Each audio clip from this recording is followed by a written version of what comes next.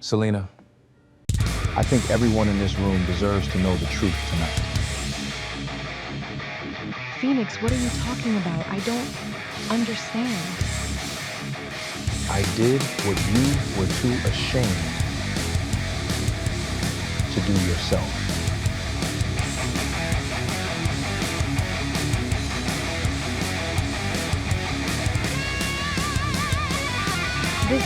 This has to be some kind of mistake? No mistake, Selena. We're your parents. And we're finally here. Shut up! I don't know either of you! Phoenix, you have to believe me. I don't know these two people at— Enough! You told me your parents wouldn't be at this wedding. Tonight, I'm proving you lead. 60 pairs of eyes in that room turned toward her all at once, and not a single one of them looked away. What Selena didn't know yet was that this was only the first secret Phoenix had uncovered that week. The second one was still folded, waiting, inside a stranger's purse. My name is Phoenix Ellison.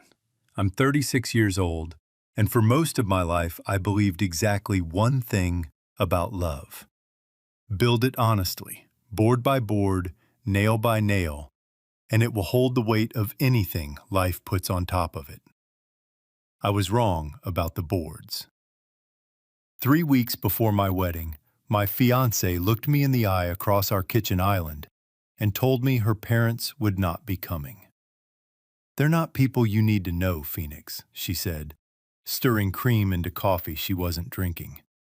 "They won't even be at the wedding." What she didn't know was that I had already met them.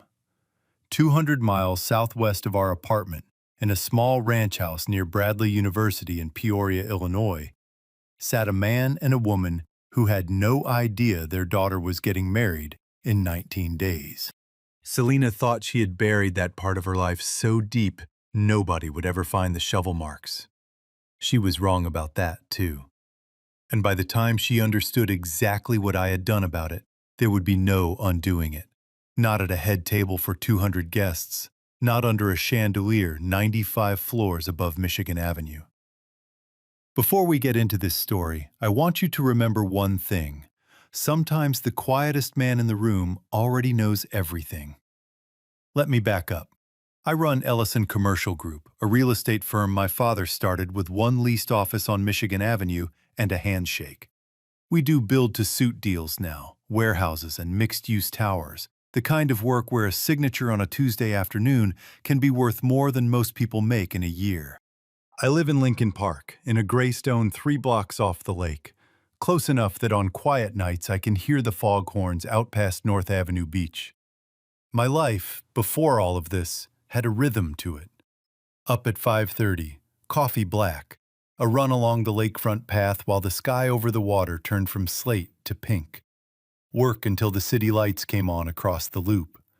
Sunday dinner in Hyde Park, no exceptions, not for 14 years. That last one mattered most. My father, Nolan, is 65, a man who wears a tie like other men wear armor, and who taught me the only rule that ever counted in our house. Don't ever let anybody under this roof carry something alone. My mother, Sophia, is 63, and her kitchen on a Sunday afternoon smells like collard greens simmering with smoked turkey, like cornbread just out of the oven, like a house that has never once run out of love to give away. My Uncle Orion shows up loud and unannounced every week, usually with an opinion nobody asked for and a laugh that rattles the windows. That house, that porch swing that's been creaking since before I was born. Betty next door leaning over the fence to trade church bazaar gossip. That was the ground I stood on. It never once shifted under me. I met Selena 3 years before that Kitchen Island conversation, at a fundraiser gala in the Gold Coast. She was 32, sharp in a way that photographed well, always in something tailored, hair falling straight and glossy past her shoulders. She laughed at something I said within the first 10 minutes, a real laugh, and I remember thinking, quietly, there it is. We dated for nearly 2 years before I proposed. Dinners in the West Loop, weekends up in Door County. The ordinary architecture of a life two people were building together, one Saturday at a time. I proposed on the promenade at Navy Pier, with the skyline behind her, with a ring that cost $42,000, and a speech I'd rewritten 11 times. She cried. I believed every tear.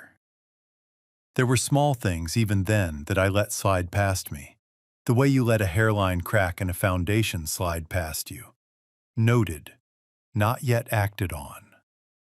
Nights when I'd come home and find her thumb moving fast over her phone screen, and the screen going dark half a second before I reached the doorway. A folder of messages that emptied itself every few days, tidy as a hotel room nobody had stayed in. When I asked about her family, she gave me the same 4 sentences every time, polished smooth from repetition. My parents are toxic. I cut them off years ago. It's not something I talk about. Please don't ask me again. I respected that. I come from a family that believes in privacy the way we believe in grace before dinner. You don't force it, you let it come when it's ready. I told myself it was old pain. I told myself a lot of things that year, the way a patient man does when he isn't ready yet to look straight at what's right in front of him.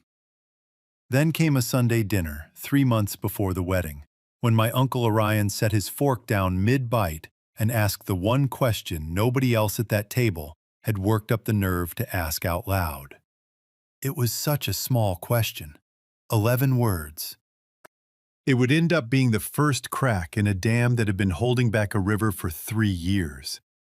I had no idea that somewhere 2 hours down Interstate 55, in a house with a hand-painted mailbox and photographs of a little girl in pigtails lining the hallway wall, 2 people were waiting, without knowing it yet, to change everything I thought I understood about the woman I was going to marry, and about how far a person will go to erase where they came from. Selena, baby, where's your family? Why don't we ever hear a name, see a photograph, nothing at all? My Uncle Orion asked it the way he asks everything, plainly, without malice, a fork of cornbread still halfway to his mouth. But the table went quiet the second the words landed. Even the porch swing outside seemed to stop its creaking, like the whole house was leaning in to hear the answer. Selena gave the smile she uses in board meetings, smooth, rehearsed, camera-ready. Like I've told Phoenix, we're not close. My parents are complicated people. I'd rather not revisit it at dinner. She reached for her wine glass. Her hand, just barely, was not quite steady. I noticed. I always notice things. It's the whole reason I'm good at my job. I read the fine print other people skip. My mother, Sophia, reached over and patted Selena's hand, gentle as a woman patting a child who's had a hard day at school. That's all right, sweetheart. Family's not always blood. You've got us now. The table moved on. Orion refilled his sweet tea. Nobody pushed. But later, out on the porch, my father caught my elbow before I could follow Selena to the car. Phoenix, Nolan doesn't waste words, not ever. You need to know what you're walking into, son. A person who won't say her mother's name out loud is either protecting herself from something or protecting a lie from you. I told him I'd handle it. I didn't know yet what handling it would actually require, or how much of what I thought I knew about my fiancée was about to come apart at the seams. It took me 4 days and a paralegal favor to find the address. Public property records, an old change of address filing, a high school yearbook archive from a district I'd never heard of. Peoria, Illinois, 200 miles southwest down Interstate 55. I told myself I was doing something generous. I was going to find Selena's parents, introduce myself, maybe soften whatever old wound had closed that door. I wanted to walk in and say, whatever happened, I'd like to help fix it. That was the whole plan. Fix it. Quietly. The way I fix everything. On the drive down, the flat Illinois farmland rolling past in long green stretches, I found myself thinking about the promotion I'd turned down 2 years earlier. Regional director, a corner office on the 31st floor, a number attached to it I still remember exactly. An extra $85,000 a year.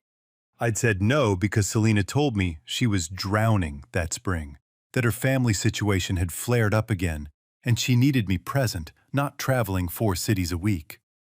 I remember holding her while she cried about it. I remember feeling proud of myself for choosing her over a title. It never once occurred to me to ask what, exactly, I was choosing her over. Peoria surprised me. Tree-lined streets near Bradley University, small brick homes with basketball hoops bolted over garages, a downtown you could walk in 15 minutes, a river the color of pewter under a flat gray sky. It wasn't the kind of place I'd built up in my head, some vague, unnamed source of shame. It was just a town, ordinary, unhurried, decent. I found the address on a quiet street off Prospect Road. A modest ranch house, white siding, a mailbox somebody had hand-painted with sunflowers years ago and never repainted since.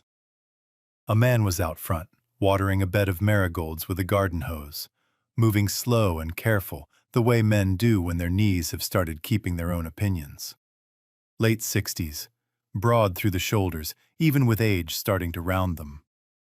When I said her name, "I'm looking for Selena's family. I believe this may be the right address." His hand went slack. The hose dropped, water pooling across the sidewalk in a spreading dark stain.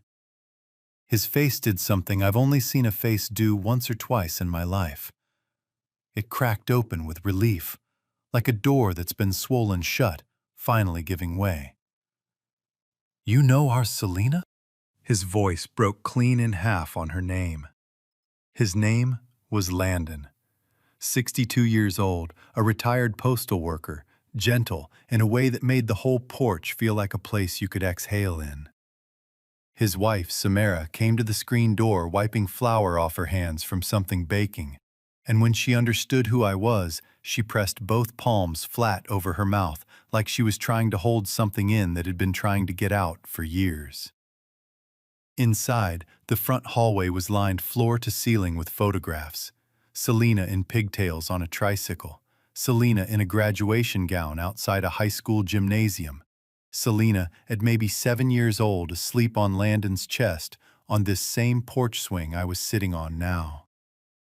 Samara made coffee with hands that trembled slightly around the mugs. They told me, quietly, without an ounce of bitterness aimed my way, that 11 years ago they'd offered Selena everything they had toward her first year of law school.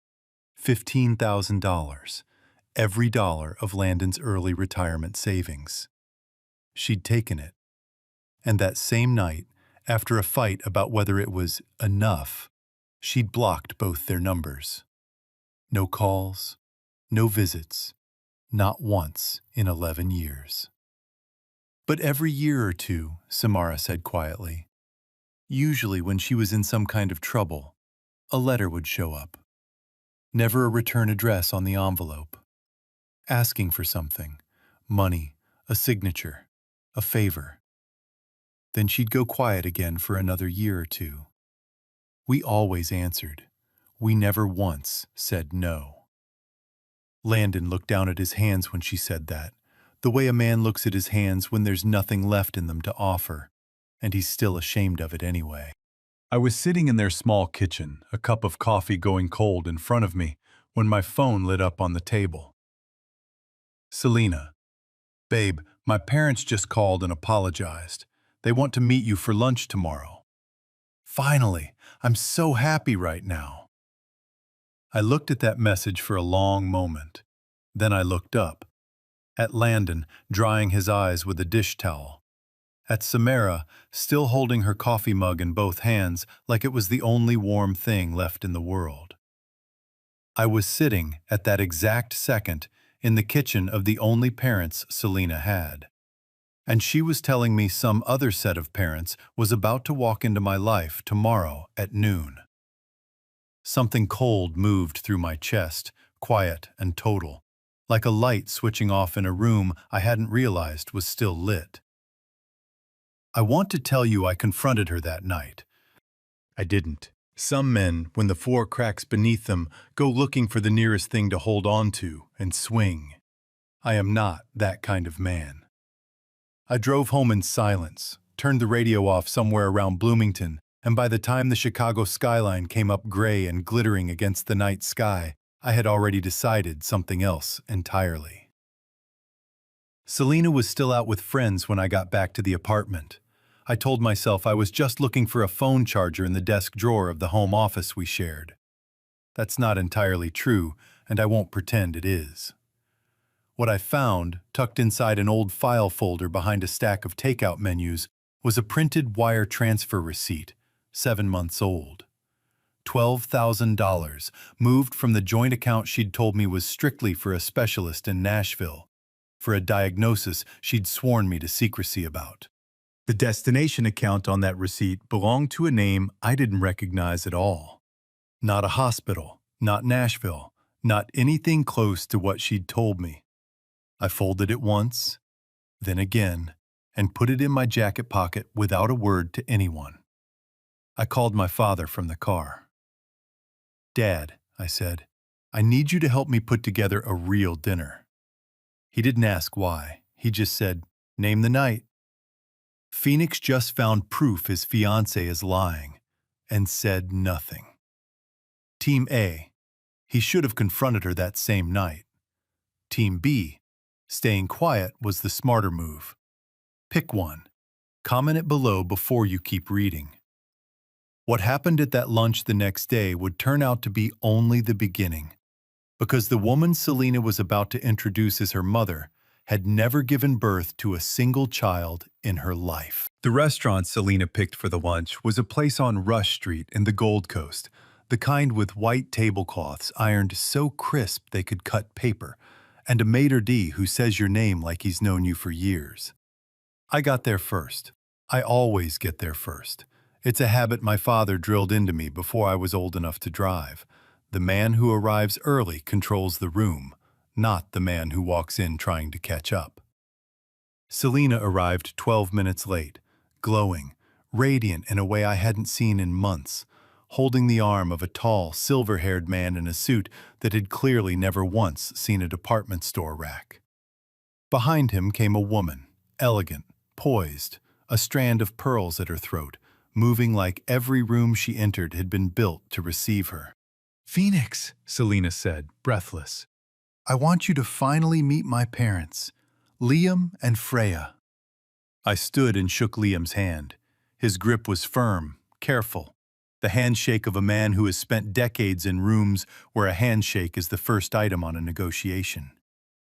Freya took both my hands in hers, and her eyes went bright and wet almost immediately. "We've waited so long for this," she said. "So long." Her perfume was expensive, subtle, the kind that doesn't announce itself, and her rings caught the light every time she gestured, which was often. There was something almost theatrical in how completely she'd committed to the role of a doting mother meeting her daughter's future husband, and something else, underneath it, that felt entirely sincere. I couldn't yet tell which part of her was performance and which part was simply grief, wearing its Sunday best. We sat. A server in a black vest poured sparkling water without being asked, then wine a moment later. Selena talked more in that first 15 minutes than I'd heard her talk in the previous 15 months. Funny stories, she said, were from her childhood. A Christmas in Winnetka with too much snow to get the car out of the driveway. A graduation party on a lake house deck with sparklers and a bonfire. Freya laughed at all the right places, soft and delighted. The laugh of a woman who has told herself these stories so many times she no longer remembers they aren't hers. I watched Liam's face while Selena talked. There was something in it I couldn't place at first. Not pride exactly. Something closer to grief wearing pride's clothing, worn so long The seams had started to feel like skin. Halfway through the entrees, over a lull in Selena's stories, Liam set down his fork and looked at me directly. "I'll tell you something, Phoenix. Man to man." His voice dropped, quieter, meant for me and not for the table. "About 4 months ago, I hired a private investigator to look into some details of Selena's story. Little things weren't adding up. Dates, names of schools, a birthday she gave Freya once that didn't match one she gave me. I had a full report sitting on my desk for 11 days before I opened it." Freya's hand found the edge of the tablecloth and gripped it. "And I never read past the first page," Liam said. "Because we lost our daughter 9 years ago. Car accident on 294, a Tuesday morning, and there hasn't been a single day since where the house didn't feel like it was holding its breath, waiting for her to come back through the door. When Selena came into our lives, when she called Freya Mom for the first time, I made a decision. I decided I would rather have a daughter who might be lying to me than an empty house that definitely wasn't." Liam wasn't confessing a mistake, he was confessing a bargain. His true motive was never blindness, it was hunger. The specific hunger of a man who still sets a 5th plate at Thanksgiving out of habit.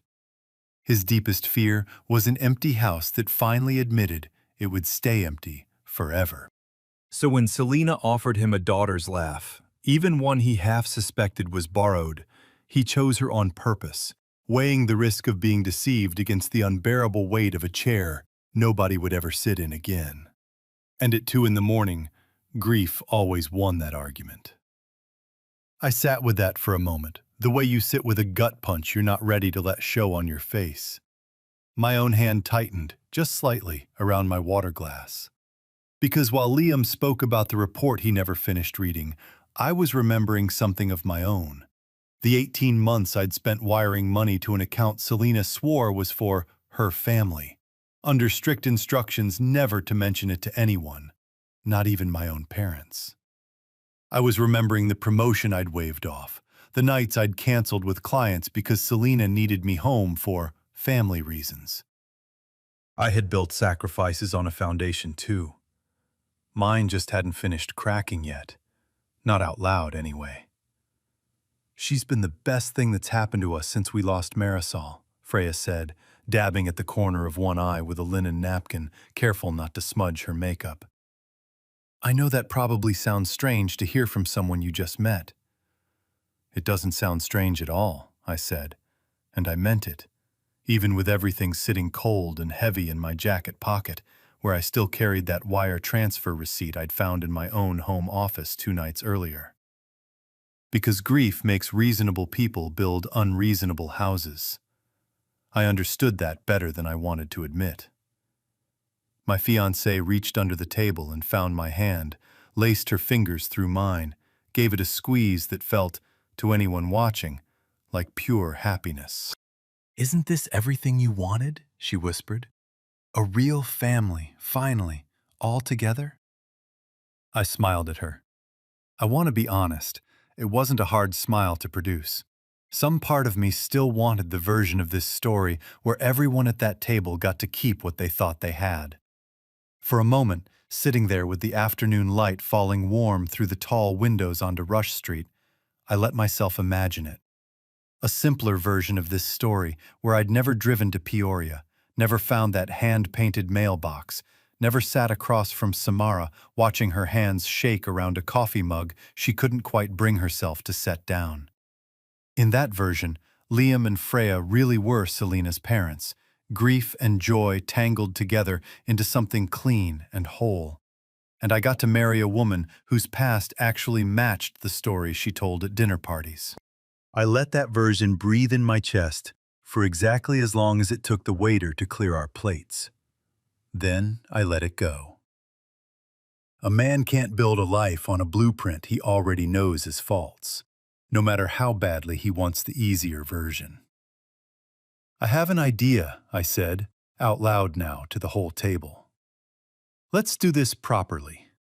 An engagement dinner. Not some quiet lunch on Rush Street, but a real celebration.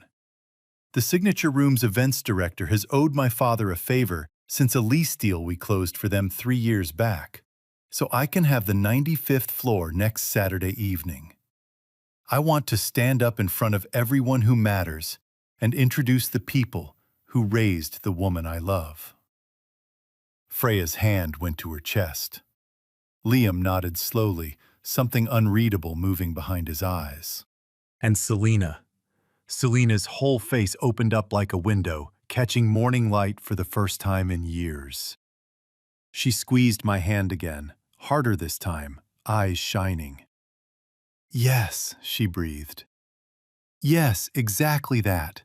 Let's finally do this right."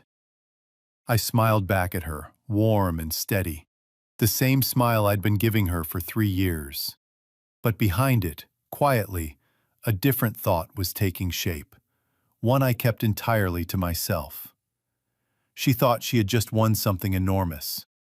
What she didn't know yet was that she had just walked, smiling, straight into the exact evening I was already building, one guest list at a time. That night, I called my mother. I asked her to set 2 extra places at a table that hadn't been booked yet, for 2 people Selena had spent 11 years pretending didn't exist. I didn't tell her everything. I only told her enough. "Saturday," I said, "95th floor, and Mom, wear something you'd wear to church. This one matters." She didn't ask why, either. Ellisons don't, when it counts. What none of us knew yet, not Liam, not Freya, not even me, sitting there so sure I finally had the whole picture, was that the letter, already folded inside Samara's purse back in Peoria, would turn out to be the smallest piece of what Selena had been hiding. The Signature Room sits on the 95th floor of the old Hancock Building on North Michigan Avenue, and on a clear night, the whole city spreads out below the windows like something laid out on purpose just for you. 60 guests, white orchids on every table, a quartet playing something soft near the bar. I'd planned every detail of that room myself, down to the seating chart, and by 7:30 it was full. My parents, my Uncle Orion in a suit he clearly hated wearing, colleagues, old friends, and at the head table, Liam and Freya, glowing under the low gold light, playing the parts they'd been playing for going on 2 years now. I had spent the better part of that week rehearsing this moment in my head, while I sat in my office on the 31st floor, staring out at the same skyline this room now looked down on from twice the height. I thought about my fiancée, how she'd squeezed my hand at that lunch on Rush Street and whispered, "Isn't this everything you wanted?" And how, in a strange way, she wasn't wrong. I had wanted the truth laid out in front of everyone who loved me. I just don't think she understood back then how completely that truth would include her. I stood and I tapped my glass with a fork. The sound rang out clean over the low hum of conversation, and the room quieted the way rooms do when someone with a full glass and a straight back gets ready to say something that matters. "Thank you all for being here," I began. "In my family, we were raised to believe in one thing above almost everything else: the truth. My father taught me that a family that can't be honest with each other isn't really a family at all, just people sharing a roof." I let that sit a beat. Tonight, I wanted to make sure the right people were in this room to hear that. I nodded once toward the side door.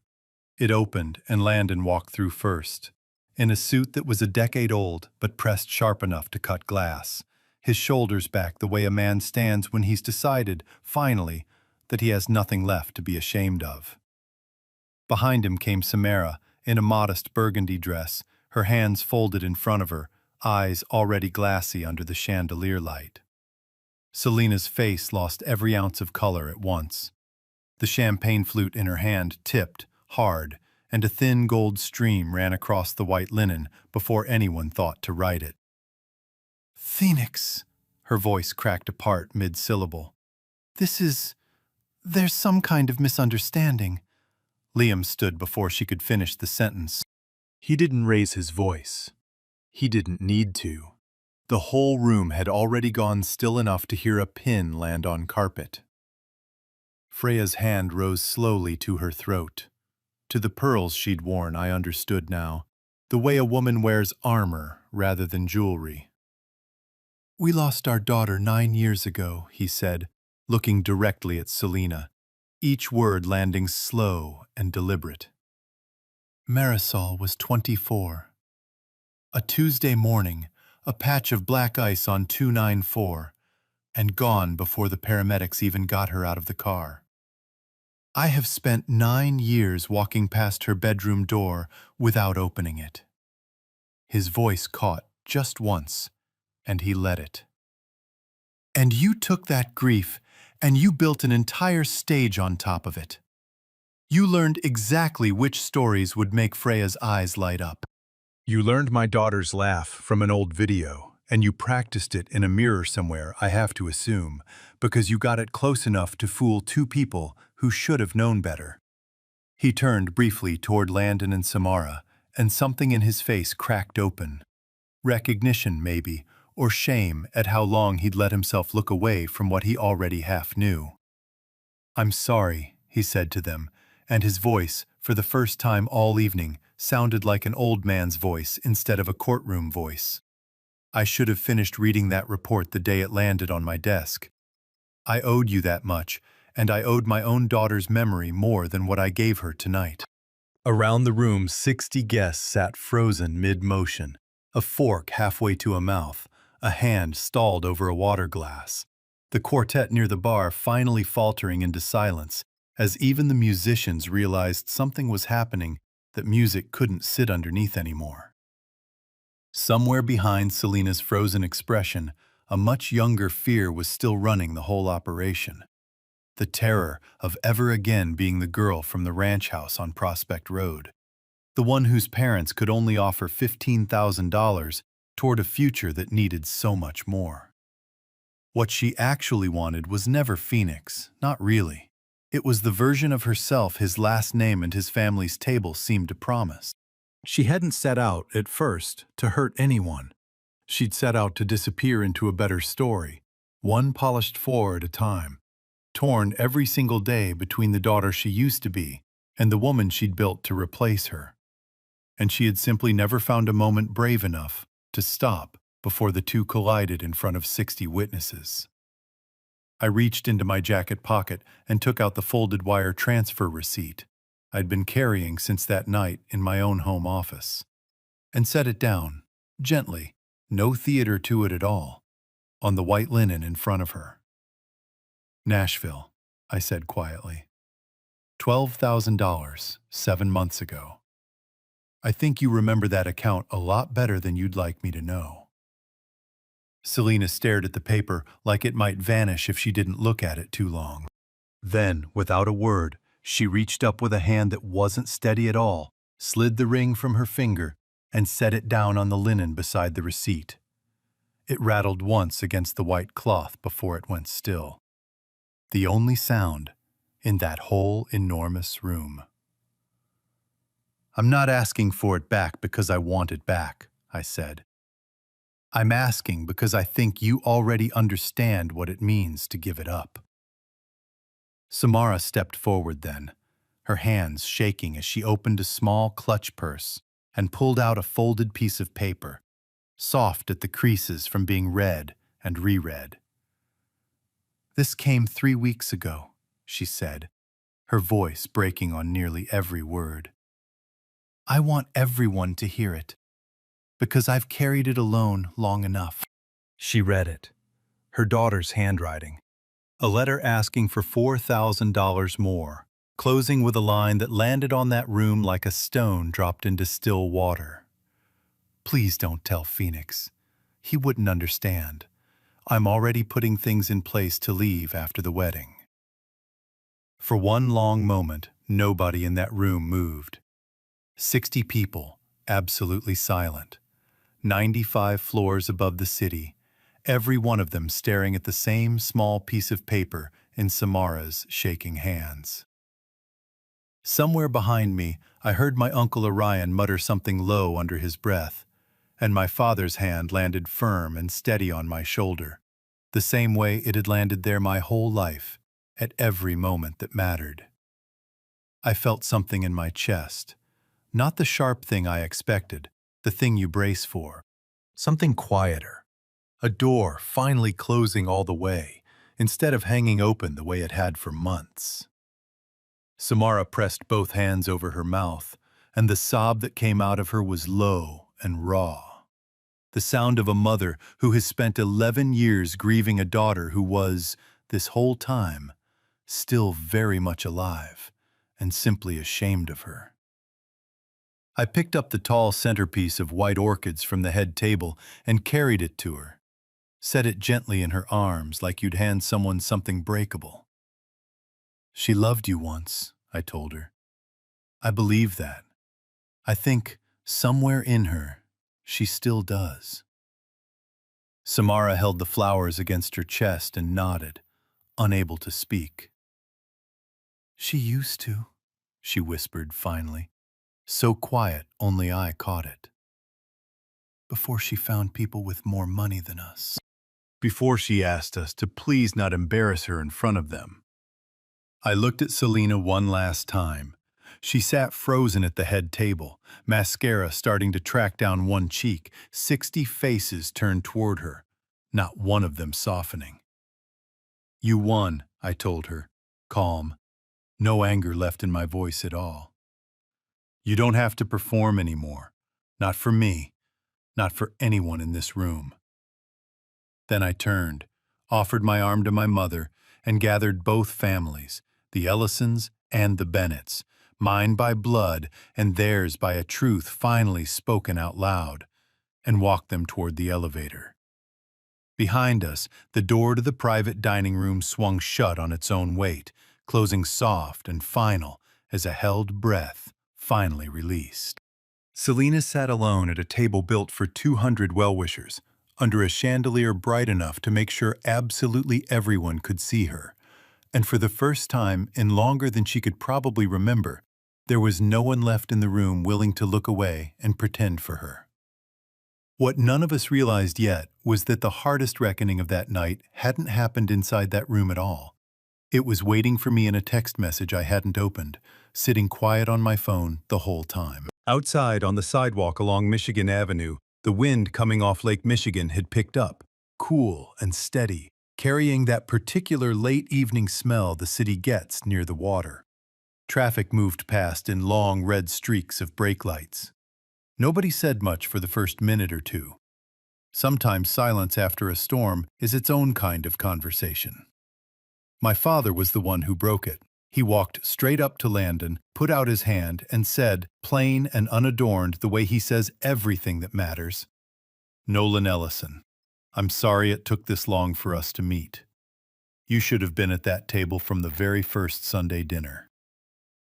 Landon shook his hand, and something in his shoulders came down an inch, like a weight he'd been carrying since a phone call 11 years ago had finally been set on the ground. "Landon Bennett," he said. "Wish we'd met on better terms. Glad we met at all." My mother didn't wait for an introduction. She simply walked to Samara, still holding that armful of white orchids against her chest, and wrapped both arms around her the way she hugs everyone she's decided to love. Completely. No half measures. Samara's shoulders shook once, twice, and then she let herself be held by a stranger who felt, within about 4 seconds, like she wasn't a stranger at all. The two families stood there on that sidewalk for a long while, coats buttoned against the wind, talking the way people talk when the performance is finally over and there's nothing left to do but be honest. About children, about the ways families disappoint each other and still show up anyway. About how strange it is that two mothers who'd never met could already understand each other completely. My Uncle Orion, of all people, ended up telling Landon a long story about a fishing trip gone wrong on the Illinois River. And Landon laughed. A real laugh. The kind that comes up from somewhere old, somewhere that hadn't been used in a while. Samara finally set the orchids down on a low concrete planter by the building entrance and took both of my mother's hands in hers. "I want you to know," she said, "that our girl wasn't always like this. She used to write us letters from her dorm room, silly little things, drawings in the margins.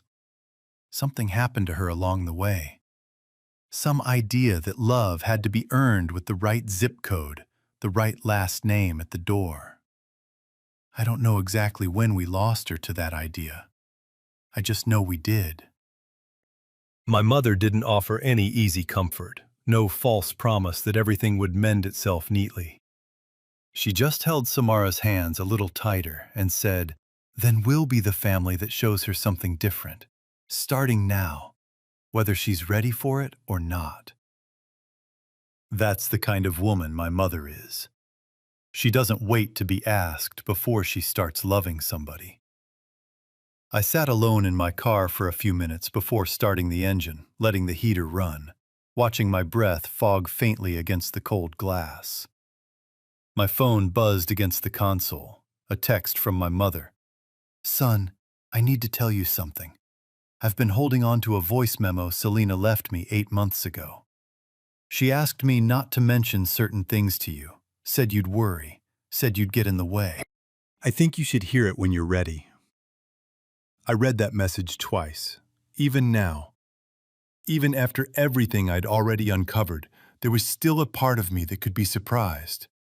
That the deception had reached far enough to include my own mother, quietly, patiently, for the better part of a year. I didn't play it that night. Some things, I've learned, deserve to be heard with your whole family in the room, not alone in a parked car on North Michigan Avenue at 11 o'clock at night. Back inside the private dining room we'd left behind, I heard later, Selena sat by herself for nearly 20 minutes before anyone moved her. Liam and Freya left without another word to her. Not cold exactly, just finished. The way people are finished with a story once they've read its final page. A few of her friends had lingered near the bar, and not one of them crossed the room to sit beside her. Nobody consoled her. Nobody reached for her hand the way she'd reached for mine so many times, expecting it to always be there. That's the part of this story I still think about most, more than the letter, more than the ring on the linen. Not the moment of exposure itself, but the 20 minutes after. 60 people who had spent an entire evening in her orbit, and not a single one of them willing to sit with her once the lights came up on what she really was. I didn't look back before the elevator doors closed. I didn't need to. I already knew exactly what I'd find if I did. A woman sitting very still, under a chandelier bright enough to see everything by. Finally alone, with no audience left to perform for. Driving home along the drive, the lake black and enormous on my right, the skyline glittering behind me in the mirror, I felt something I hadn't expected to feel that night. Not triumph, not even relief, not yet. Just quiet. The particular quiet of a house after a long storm has finally passed through it, leaving the windows rattled, but the foundation, somehow, still standing. I thought about Landon watering marigolds on a Tuesday afternoon, about the $15,000 he'd given away without a second thought 11 years ago, about the particular way grief teaches a person to hold on to small, warm things, a coffee mug, a photograph, a name they're no longer allowed to say out loud at their own kitchen table. I thought about how some people spend their whole lives trying to outrun where they came from, never understanding that the people back home were never the thing worth escaping. I thought, too, about my fiancée, not the woman sitting alone under that chandelier, but the one I'd actually fallen for 3 years ago, laughing at a joke I told at a Gold Coast fundraiser. I wondered, driving home, whether that woman had ever really existed at all, or whether I'd simply been in love with the first honest thing she'd shown me, right before she buried it under everything that came after. I didn't know it yet, but the hardest part of this story, the truest part, was still waiting for me at my mother's kitchen table the following Sunday. The following Sunday, my mother's kitchen in Hyde Park smelled exactly the way it always smells.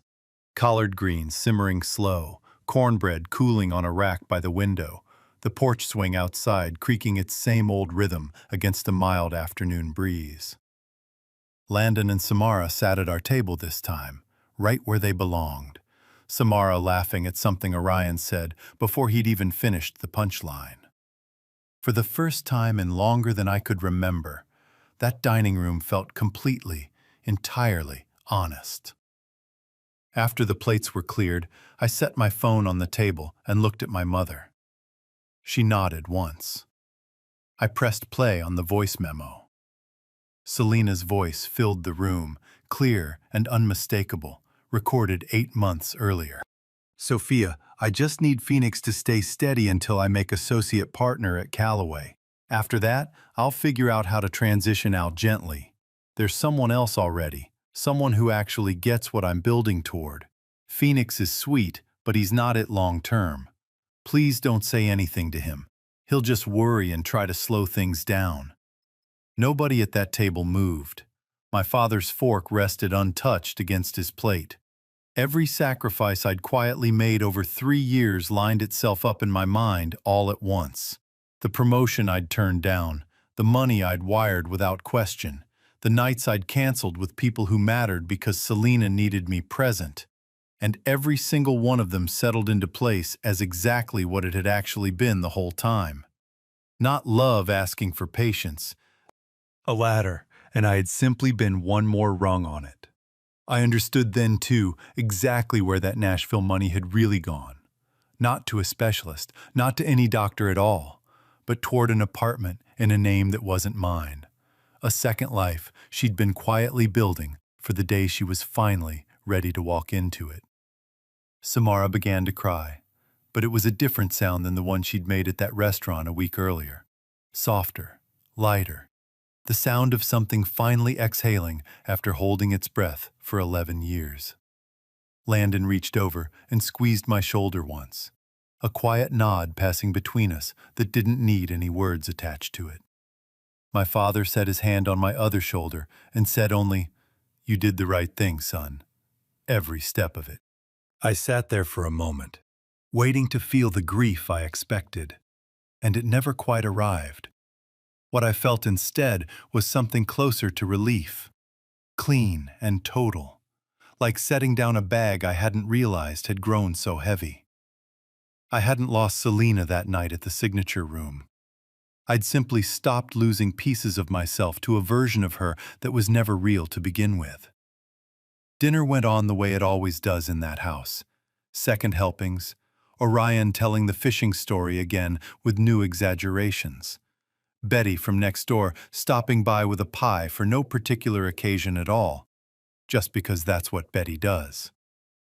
Landon and Samara are part of our Sunday table now, every week, no exceptions. Some Sundays, Samara brings her own cornbread recipe to compare against my mother's, and the two of them argue cheerfully about butter ratios like they've been doing it for 20 years instead of 2 months. I heard, secondhand, through a mutual acquaintance, that Selena moved out of state a few months later. I don't carry any anger about that anymore. I hope, honestly, that wherever she landed, she found a version of herself that didn't need a fabricated set of parents and a stolen last name to feel like she belonged somewhere. That's not forgiveness exactly. It's closer to setting a bag down at the side of the road and simply walking on without it. Landon retired fully from his postal route that spring. And my father, a man who has never in his life offered anyone a job out of pity, brought him on as a part-time consultant at Ellison Commercial Group, walking new hires through what decades of quiet, honest work actually looks like up close. Samara joined my mother's church group within a month, and the two of them can now be found most Saturdays at the community center on 53rd Street, running the dessert table at the bazaar together, like they've done it their whole lives. Landon still keeps that hand-painted mailbox out front of the Peoria house, sunflowers fading a little more every year, though these days there's almost always a car parked outside it that belongs to one of us.